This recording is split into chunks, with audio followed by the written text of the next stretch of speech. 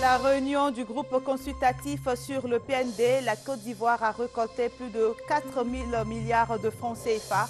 Le Premier ministre Daniel Cablon-Duncan rassure les bailleurs de fonds quant au respect des engagements du gouvernement ivoirien. La Côte d'Ivoire se donne les moyens de lutter contre le racket. 71 agents de sécurité formés dans le cadre de cette lutte.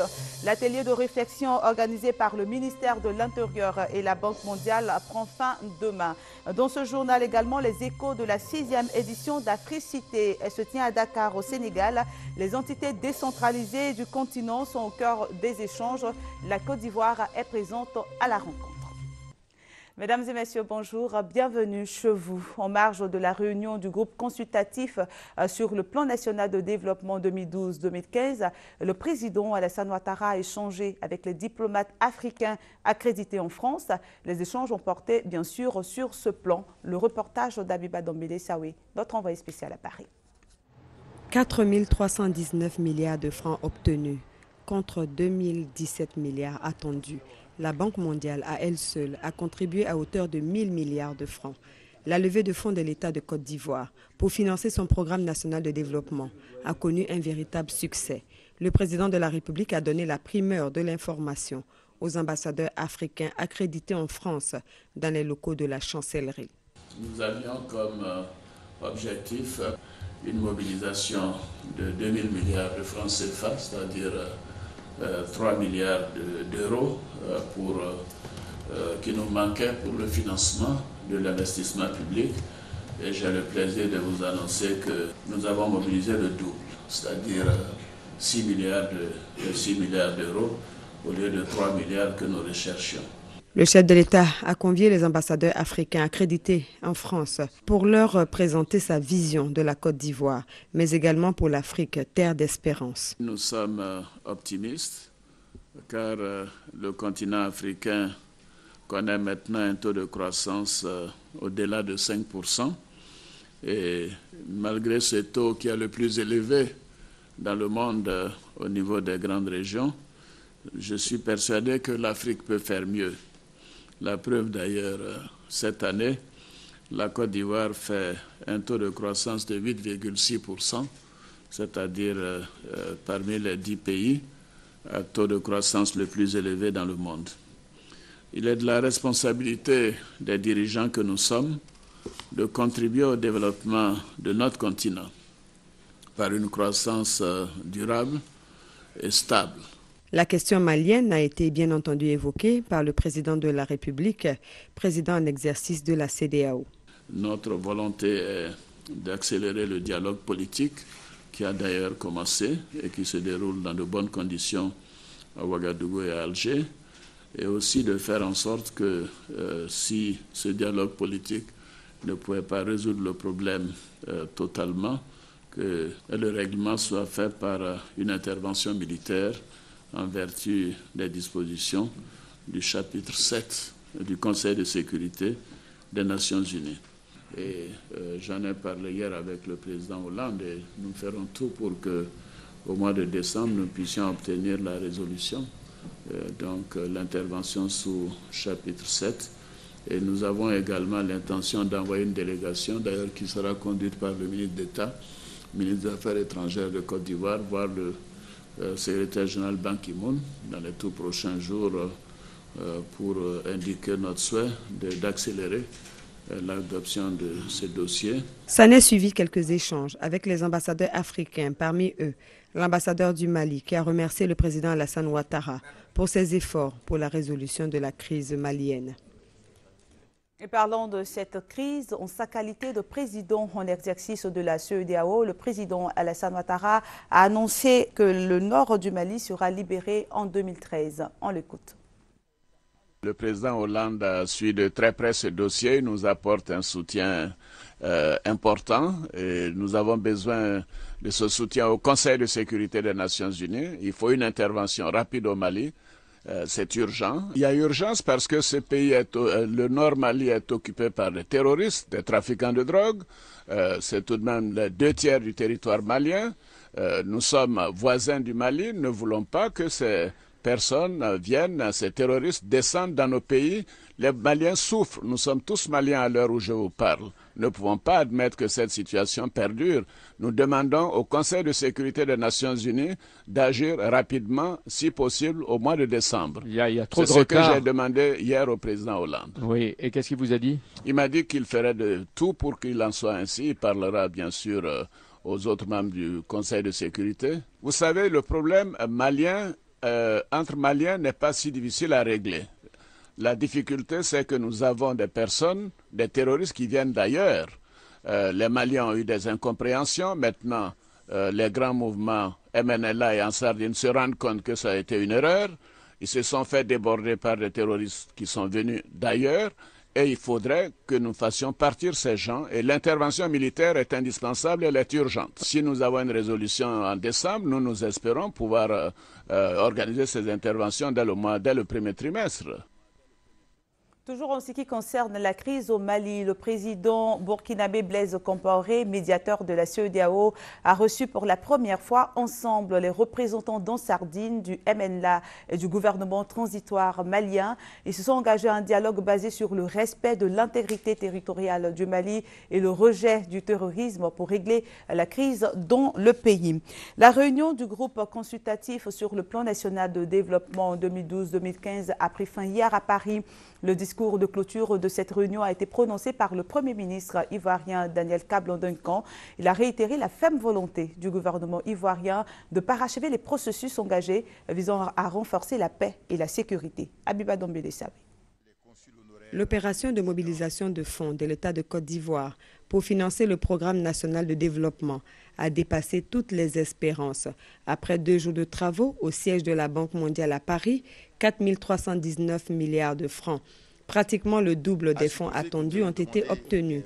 Et c'est un Premier ministre satisfait qui a fait l'annonce devant l'assistance dans son discours de clôture. Je me réjouis de constater que la vision de son Excellence, le Président de la République, de faire de la Côte d'Ivoire un pays émergent à l'horizon 2020 est comprise, partagée et soutenue par tous. Je suis heureux de vous informer que la première journée du groupe consultatif consacrée aux institutionnels a donné des résultats positifs au-delà de nos attentes. Notre objectif de mobilisation pour le financement de nos projets publics était fixé à 2017 milliards de francs CFA, soit autour de 4 milliards de dollars US. Les annonces recueillies auprès de nos partenaires ont totalisé la somme de 8,6 milliards de dollars US, soit environ 4 300 milliards de francs CFA pour la période 2013-2015.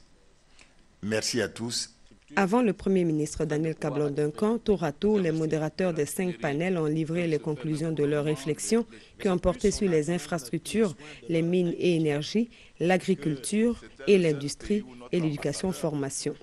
De même que la construction. Avec cette bonne nouvelle, la signature d'un contrat avec un groupe marocain pour la construction de logements pour la Côte d'Ivoire, qui souffre d'un déficit de 400 000 logements. Le Premier ministre, répondant aux questions des journalistes, a annoncé la mise en place d'une commission de mobilisation des ressources qui va concrétiser les intentions de financement et voir les conditionnalités. Par ailleurs, tous les participants ont salué la qualité de la documentation préparée par la Côte d'Ivoire. Plusieurs membres du gouvernement ont pris part à ce rendez-vous, ainsi que tous les acteurs impliqués dans la mise en œuvre du PND. Voici quelques réactions recueillies par Abiba Dombele-Sabi. Nous sommes maintenant un peu plus qu'1 an et demi après la crise post-électorale. C'est maintenant un grand moment. La Côte d'Ivoire est de retour. Et maintenant, c'est important que toute la communauté internationale, privée et publique, sont autour de la Côte d'Ivoire pour aider à les défis qui sont encore là. Nous sommes engagés dans la mise en œuvre de la vision du président de la République, son Excellence Alassane Ouattara, voulant faire de la Côte d'Ivoire à l'horizon 2020 un pays émergent. Cela suppose des investissements importants, effectivement. La Côte d'Ivoire a donc invité autour d'une table ses bailleurs, ses principaux bailleurs. Et Dieu merci, la Côte d'Ivoire a récolté plus qu'elle n'attendait pour le financement de ces investissements-là. Nous sommes là, on sait bien que la reprise et la relance économique ne peut pas se faire sans tous les secteurs d'activité, et principalement le secteur des infrastructures, notamment les ports. La Côte d'Ivoire est un moteur essentiel de l'économie de notre région. Et s'il y a la croissance en Côte d'Ivoire, il y aura la croissance dans tous les pays de la CEDEAO. C'est pourquoi la CEDEAO soutient fermement le programme national de développement et lance un appel à tous les partenaires pour qu'ils contribuent activement à sa réalisation. L'image de la Côte d'Ivoire commence à être mieux perçue. Et que la Côte d'Ivoire recommence à attirer les investisseurs. Le gouvernement était venu rechercher 2000 milliards, mais il en a eu le double, plus du double. C'est un signe qui se passe de commentaires. Il est important pour nous parce qu'il va relancer l'ensemble du processus de développement de la Côte d'Ivoire. Et en relançant ce processus-là, il y aura création d'emplois, amélioration de l'environnement des affaires, amélioration de la compétitivité des entreprises et forcément amélioration du pouvoir d'achat des Ivoiriens. À partir de là, le secteur du commerce sera intensifié et nous pourrons travailler dans de bien meilleures conditions. Montrer comment l'amélioration de la sécurité en Côte d'Ivoire contribue ou peut contribuer aux investissements qui sont source de croissance. Et source de croissance, mais source de croissance créatrice d'emplois. Inciter nos partenaires à investir en Côte d'Ivoire massivement pour créer des emplois et réduire les tensions sociales, réduire l'insécurité. Si je résume les apports de tous les bailleurs pour financer le PND, tous les bailleurs ont dans leur programme un appui aux petites et moyennes entreprises. Parlons maintenant de la formation des cadres africains des finances et des banques. C'est une affaire de l'association des diplômés master en banque et finances. Et cette formation permet de passer en revue la situation des économies de la sous-région et d'élaborer des stratégies en vue de les rendre performantes. Herman Niamien, Alexis Ouedraogo. La notation financière, quelle utilité pour la croissance des entreprises africaines? C'est le thème de la conférence inaugurale de la première édition de la journée dite des Mastériens en banque et finances. Cette journée, organisée par l'association des diplômés Master Banque et Finances, a eu pour objectif de créer une plateforme d'échange entre managers et employés d'entreprises de banque et de finances et aussi des étudiants en économie en vue de partager leur expérience. Ce fut aussi une opportunité aux différents détenteurs de master en finance et banque de la sous-région de se retrouver pour nouer des contacts et aussi réchauffer les liens d'amitié. La journée du Mastérien en banque et finance a été aussi l'occasion de promouvoir le secteur de la banque en Afrique. Et la conférence sur la notation financière prononcée par Zézé Stanislas a été l'occasion de souligner ses avantages, à savoir la protection de l'investissement public, la contribution de façon significative au développement du marché local, l'assistance dans la mobilisation des investissements locaux et internationaux. La notation financière est un processus dynamique. Vous avez une note qui est valable 1 an et qui peut changer dans cet intervalle d'1 an. Donc, pendant la validité de la note, l'agent de notation financière, chaque trimestre, va donner ce qu'on appelle un outlook, une perspective de la note. Elle peut être stable, négative ou positive. Et pour les investisseurs, pour les emprunteurs, la notation financière permet de diversifier le portefeuille des investisseurs et permet de réduire le coût du risque. Quand vous êtes bien noté, évidemment, l'argent coûte moins cher. Quand vous n'êtes pas bien noté, l'argent coûte plus cher. Les échanges qui s'en sont suivis ont permis à l'assistance d'être éclairée sur l'importance de la notation financière dans un établissement de finances et de banque. Les volontaires ont été célébrés hier dans le monde entier. L'édition 2012 de la célébration de cette journée a pour thème la sensibilisation et la reconnaissance des volontaires et des organisations volontaires. Le reportage de Francis Boifo et de Lassine Fofana. Former l'opinion nationale et internationale sur l'impact du volontariat sur la paix et le développement durable. Féliciter les volontaires pour leur dévouement à soulager les populations. C'est l'objectif de la célébration de la Journée internationale des volontaires, selon le ministre de la Promotion de la Jeunesse, du Sport et des Loisirs, Alain Lobognon. Chers amis volontaires, chers amis jeunes, être volontaire, c'est s'engager de façon désintéressée à l'accomplissement d'une mission d'intérêt général. Le volontaire fait un don de soi. Le thème choisi cette année pour la célébration de la Journée internationale du volontaire dans notre pays est « Tous volontaires pour une Côte d'Ivoire meilleure ». En effet, au-delà des clivages politiques, religieux, ethniques et culturels, les Ivoiriens doivent se rassembler et s'engager dans un élan de volontaires afin de relever les défis de la réconciliation nationale. Alain Lobognon réitère l'engagement de son département ministériel à mettre en place un programme national en vue de promouvoir le volontariat en Côte d'Ivoire.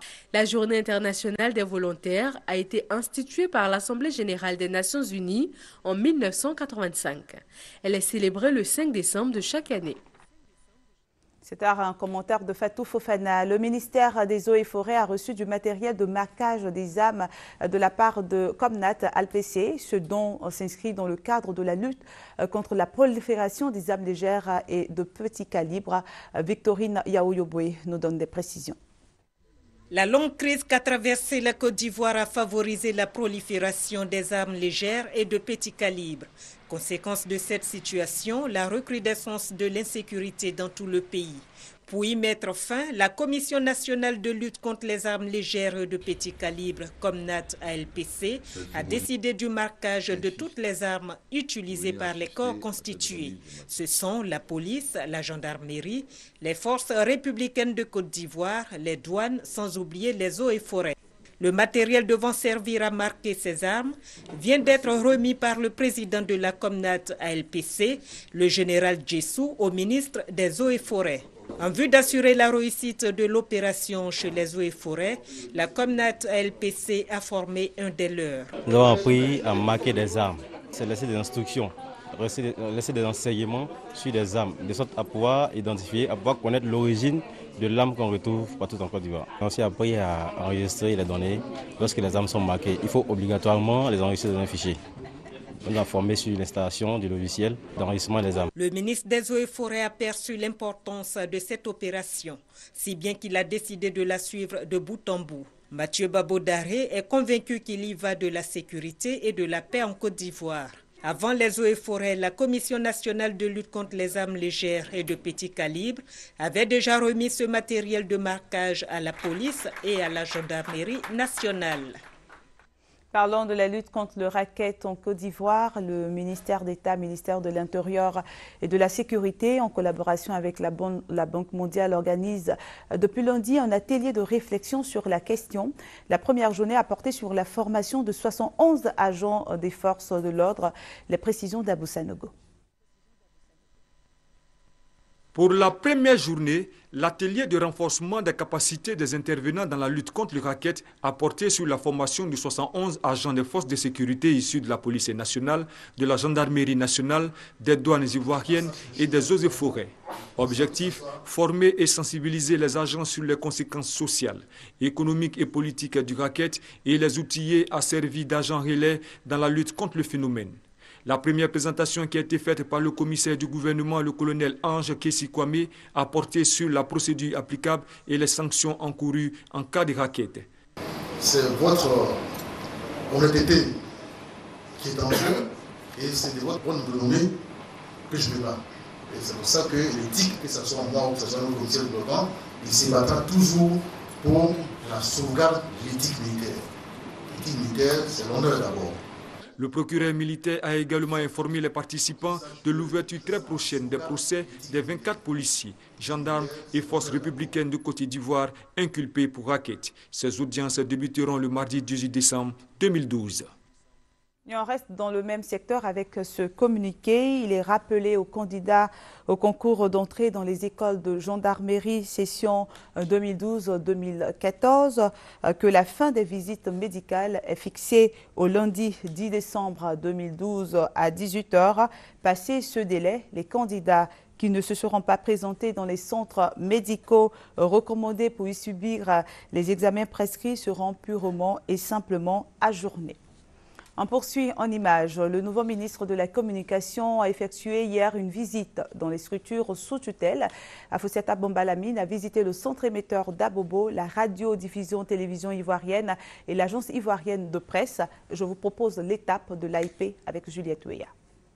Quatrième structure étatique visitée par le nouveau ministre de la Communication ce mercredi 5 décembre, l'agence ivoirienne de presse, l'AIP.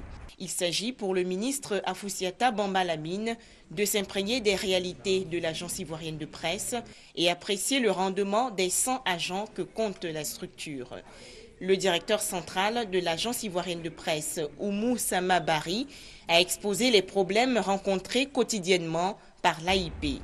En effet, Madame la ministre, comment peut-on demander à une agence de presse, dans son décret de création, d'exercer sans discontinuité et en même temps la soumettre au statut de la fonction publique 18h à 16h30 et ne pas rémunérer des heures supplémentaires?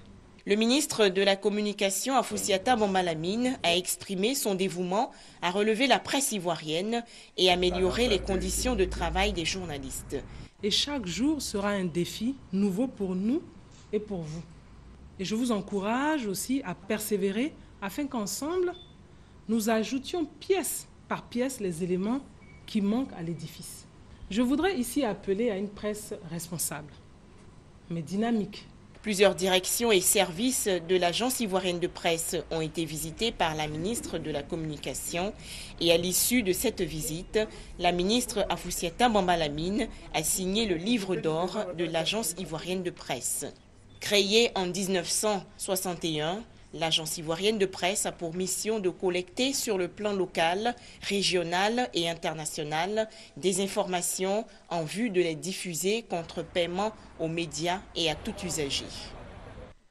On reste dans le domaine de la communication avec ce premier congrès ordinaire de l'Organisation des journalistes professionnels de Côte d'Ivoire. Il commence demain pour prendre fin ce samedi. Le thème « Liberté et responsabilité du journaliste en période de réconciliation ». Le président du comité d'organisation, Laurent Banga, situe les enjeux de la rencontre dans ce reportage de Francis Boifo et de Gabriel Zani. Qui va succéder à Brouaka Pascal, l'actuel président de l'Organisation des journalistes professionnels de Côte d'Ivoire, OJPCI. Le congrès de l'OJPCI prévu les 7 et 8 décembre prochains à Grand-Bassam nous situera. Au menu de cette rencontre entre journalistes, organisations de journalistes, responsables d'édition et des publications, des travailleurs du secteur de la presse, des travaux en atelier et des conférences. Thème retenu, liberté et responsabilité du journaliste professionnel en période de réconciliation. Nous allons à Bassam pour dépoussiérer nos tests et les mettre au goût du jour, pour réfléchir sur notre profession. Comment faire pour amener les gens à respecter l'éthique et la déontologie de notre métier. Car ce que nous voyons sur le terrain n'honore pas du tout notre profession. Je voudrais donc demander à tous les journalistes, membres de l'OJPCI, même ceux qui ne le sont pas, de se rendre à Bassam, parce qu'il s'agit d'aller réfléchir sur leurs conditions de travail. L'Organisation des journalistes professionnels de Côte d'Ivoire, l'OJPCI, a été créée en 2009. Elle œuvre à la professionnalisation du métier de journaliste, à la défense des intérêts matériels et moraux de ses membres. Abidjan accueille depuis ce lundi un atelier régional sur l'intégration et la prévention des conflits et catastrophes naturelles dans les politiques éducatives. On en parle avec Herman Yamia et Abou Sanogo. 40% des enfants non scolarisés dans le monde vivent dans les pays en conflit ou post-conflit, selon un rapport de l'UNESCO. Aussi, selon le même rapport, chaque année, environ 175 millions d'enfants risquent d'être affectés par des catastrophes naturelles et voir ainsi leur éducation compromise. Cette situation alarmante inquiète les gouvernants. Des stratégies sont donc élaborées pour réduire les risques de conflits et de catastrophes naturelles. Cet atelier, initié par le bureau régional de l'UNESCO, vise à renforcer les capacités des planificateurs et responsables des curricula pour une meilleure intégration de la réduction des risques de conflits et de catastrophes naturelles dans les politiques éducatives et curricula de formation des enseignants. Les enfants sont des victimes, mais ils sont également des agents pour la réduction des risques de catastrophes et de conflits. L'éducation peut leur transmettre des messages qui vont véritablement contribuer à sauver des vies. La prise en compte de la question de la prévention des conflits et des catastrophes n'est pas suffisante. Nous avons estimé qu'il était important de former les planificateurs de l'éducation de la CEDEAO pour une prise en compte de la prévention des conflits et des catastrophes naturelles dans les politiques éducatives. À partir du moment où ces thématiques-là seront prises en compte dans les politiques éducatives, il deviendra plus facile aux personnes qui travaillent dans les ministères de les décliner en programme de formation pour les formateurs, c'est-à-dire les enseignants, et également un programme de formation pour les apprenants. À l'exception du Cap-Vert, tous les pays de la CEDEAO ont connu des troubles qui ont fortement perturbé leur système éducatif, ce qui motive la présence de l'ensemble des pays membres à cet atelier sous-régional à l'issue duquel les participants doivent s'engager à veiller à une intégration de modules dans les institutions de formation des enseignants. La note sanitaire de ce journal nous conduit au CHU de Yopougon. Le centre de traitement ambulatoire du centre a reçu des lots de produits d'entretien et de matériel de bureau. C'est un don de l'ONG Inner Wheel Club. On fait le point avec Doa Delazière. Ce don en faveur du centre de traitement ambulatoire pédiatrique du CHU, Centre hospitalier universitaire de Yopougon, est composé de plusieurs lots de produits. Entre autres, les produits d'entretien, d'informatique et bureautique. Un geste de l'organisation non gouvernementale Inner Wheel Club d'Abidjan, district 909. Cet apport est une contribution pour offrir au personnel soignant de meilleures conditions de travail au profit des enfants malades du VIH-Sida. Pour les responsables du centre hospitalier universitaire de Yopougon, ce don vient à point nommé. Nous avions des problèmes et c'est pour ça que nous vous avons soumis cette liste et c'est vraiment une grande joie pour nous ce matin de voir que vous avez honoré entièrement notre liste. Il n'y a pas d'autre mot pour marquer notre reconnaissance. Inner Wheel est une organisation féminine de bénévolat et de club service qui œuvre pour le bien-être de la mère et de l'enfant. En Côte d'Ivoire, 52 000 enfants de 0 à 14 ans vivent avec le VIH-Sida, selon le rapport de l'Organisation des Nations Unies pour le Sida. Puisqu'on est dans le domaine de la santé, sachez que la campagne de vaccination contre la fièvre jaune commence demain et prend fin le 13 décembre prochain. Le top départ de cette campagne sera donné à Daokro. Tout le monde est concerné par la campagne, hommes, enfants, femmes. Et son objectif, réduire le risque d'épidémie de fièvre jaune en Côte d'Ivoire. Si vous voulez tout savoir sur cette maladie, ne ratez pas le magazine de ce dimanche. On parle maintenant d'agriculture avec cette rencontre des producteurs de cacao du département de Guéo. Elle a été organisée par le Conseil général qui leur a expliqué la nouvelle réforme de la filière café-cacao. On en parle avec notre spécialiste maison, Eugène Toubé. C'est la deuxième campagne d'explication de la réforme de la filière café-cacao dans la sous-préfecture de Guéo, département de Soubré. Devant les acteurs dans leur grande diversité, le délégué régional du Conseil café-cacao de la région de la Nawa, Siloué Seydou, a exhorté chacun à faire une interprétation correcte des informations diffusées dans l'intérêt de tous, a-t-il dit. La question de l'agrément et la commercialisation du cacao était au centre des échanges. La liste des opérateurs agréés, 28 dans la sous-préfecture de Guéo, a été rendue publique. Les fraudeurs seront punis par la loi, a dit Siloué Seydou, qui a par ailleurs mis en garde tous ceux qui vont vendre du cacao de mauvaise qualité, généralement imputé aux pisteurs. Le délégué régional du Conseil café-cacao, soutenu par le député de Guéo, Ignace Nizéré, ont espoir que vont cesser désormais les mauvaises pratiques dans la filière et que Guéo va se conformer à la réforme pour une bonne campagne café-cacao. De Guéo, on va à Dakar pour parler de la 6e édition du sommet Afrique-Cité. Elle est consacrée, cette édition, aux entités décentralisées du continent. Le compte-rendu de notre envoyé spécial à Dakar, Ouattara Lassine. Place au débat et discussion en atelier après la cérémonie d'ouverture du 6e sommet Afrique-Cité à Dakar. Cette rencontre est organisée par Cité, gouvernements locaux unis d'Afrique, avec l'appui de plusieurs partenaires internationaux. Les réflexions portent sur les enjeux du développement et de la gouvernance locale en vue de l'émergence d'une Afrique des peuples au-delà de l'Afrique des États.